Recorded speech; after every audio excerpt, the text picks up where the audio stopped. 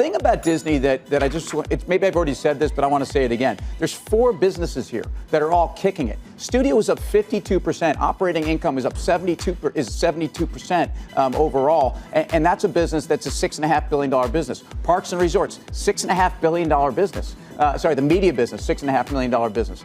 Studio is about 3.5.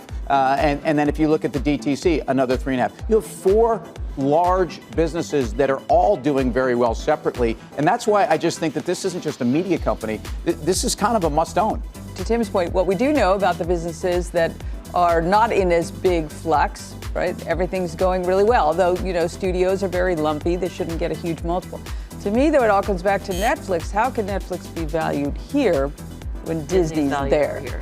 Right? I just don't get it. Well, here's one, though, that I go back to the parent of CNBC. Comcast is a cheap stock, trading 13 times next year's expected earnings growth of about 11%, 5% sales growth. I mean, to me, you think of a lot of the dynamics that Disney is kind of keying on right now. This is stuff that Comcast has had in the works for a long time. I mean, I think a lot of these stocks can work ex-Netflix. I think that we've seen North American subs decline, 2 quarters in a row now. They're at a price point. They just raised their prices earlier in this year. And Disney Plus, we know, is $6 or something like that. And they're taking off all their content, and they're going to make it right there. I just think that one of the things that Disney will start to trade off of when this service launches next week, they're going to introduce this Mandalorian. It's a Star Wars show. Jon Favreau's the director. You cannot wait for the I cannot wait for it. Every single day but think about it. This is a $6 a month service. You get all your Marvel, you get all your Lucas, you get all your Pixar, you get all your Disney sort of stuff, and they're going to be branching out, doing a lot of the stuff that's just exclusive to their service. So half the valuation, though, I mean, is it worth making that bet? I mean, it's half the valuation of Disney, effectively right here.